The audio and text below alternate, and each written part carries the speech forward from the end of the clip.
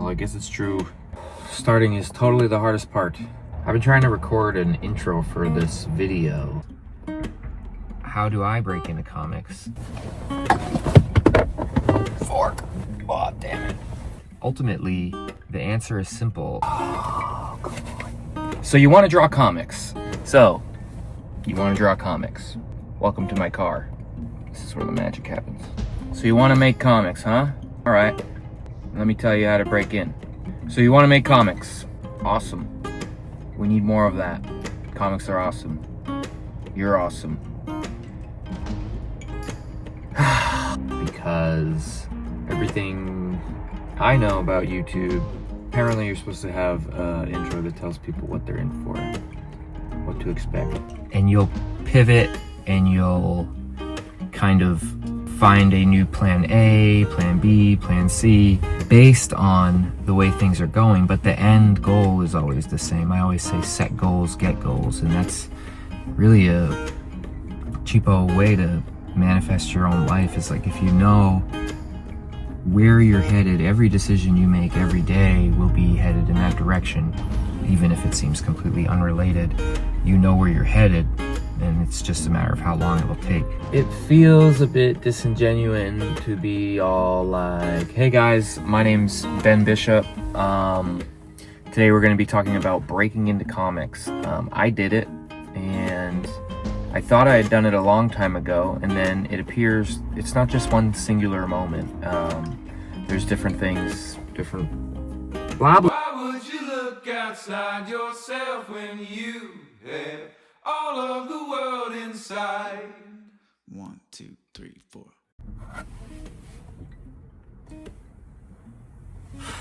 So I just got back from Rhode Island Comic-Con. Another video, another convention, another car full of stuff I gotta unload.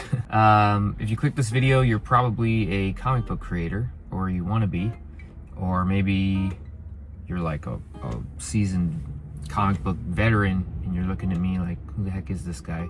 Well, I'll tell you who I am. My name's Ben Bishop, and I am a comic book creator. I live here in Maine, and this is my studio. I most recently worked on a big book called Teenage Mutant Ninja Turtles: The Last Ronin. It's a New York Times bestseller. One of the artists on that, in that story, it's the story of a sole survivor, the last Ninja Turtle, essentially, and all his brothers have died. Everyone's pretty much died, and I'm the one who got the pleasure and honor of doing those scenes. So that's me. Before that, I've done a lot of stuff, and I've done a few things since, and I'm working on some things right now. But we don't have to talk about all that.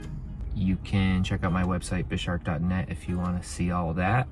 What we're here to talk about today is how I got here. Not so fine point as far as the exact things I did, but how did I break into comics?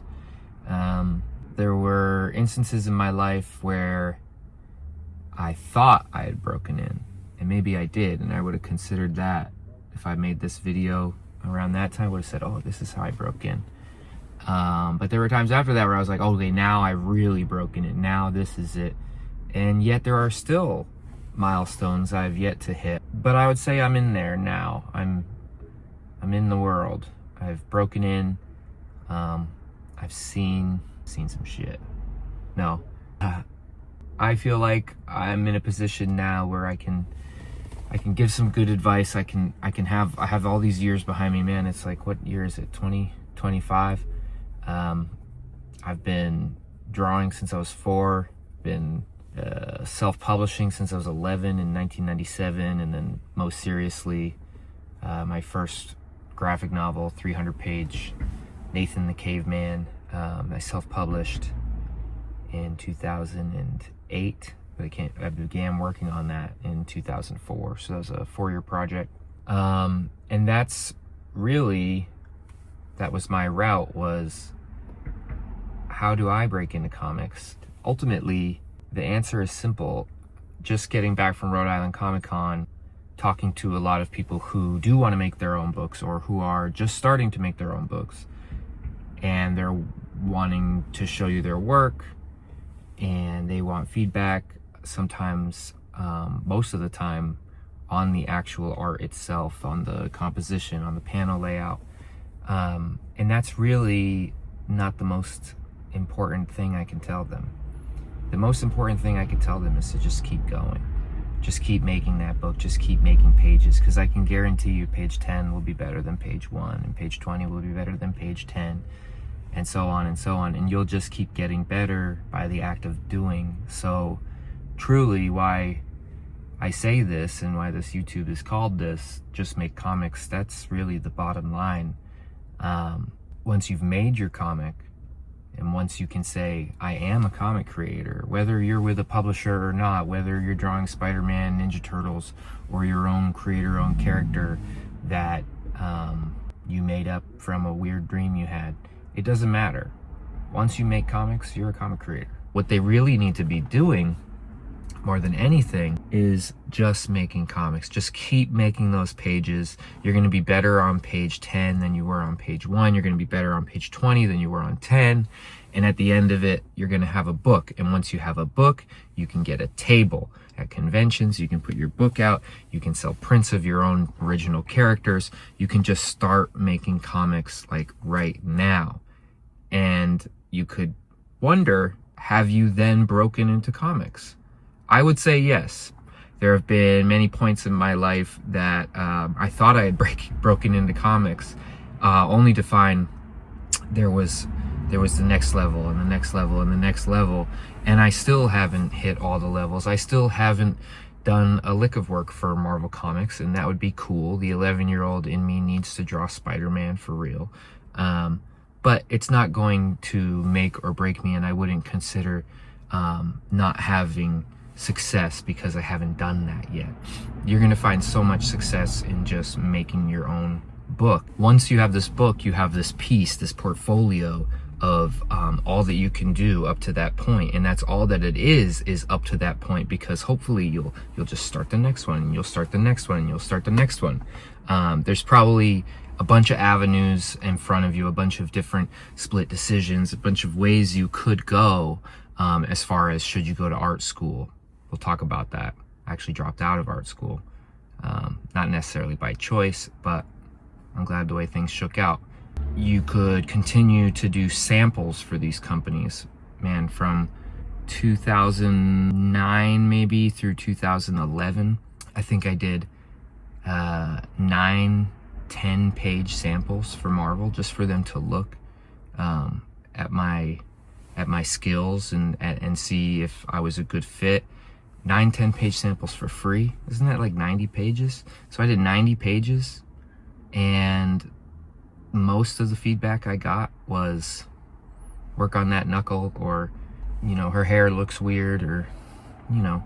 By the end of it, I said, okay, I'm about to make a 240 page graphic novel called The Aggregate.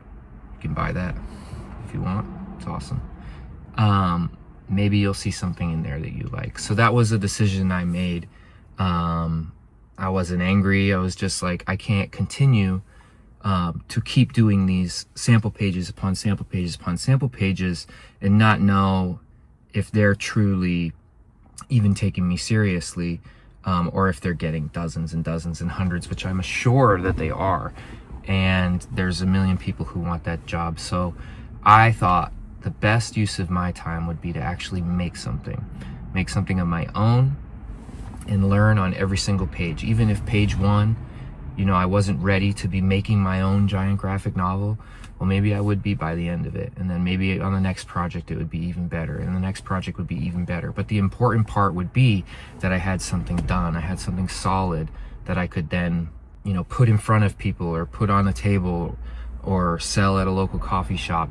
And then that book would get in front of somebody else, and somebody else, and somebody else, and one of those people might have the next opportunity for me. And that's exactly how things went.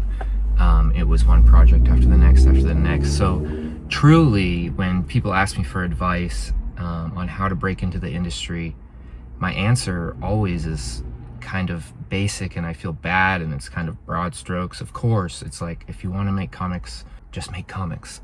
As soon as you do, as soon as you make a little comic, you are a comic creator, and that's for real.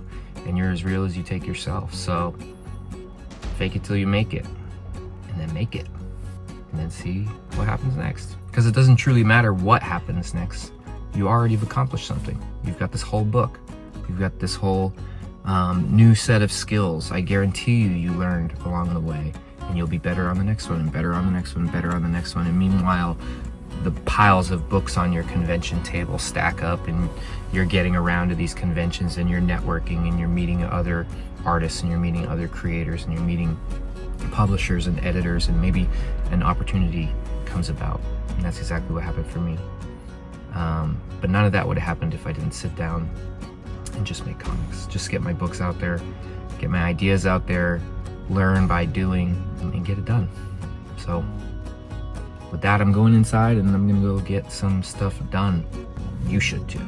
All right, bye.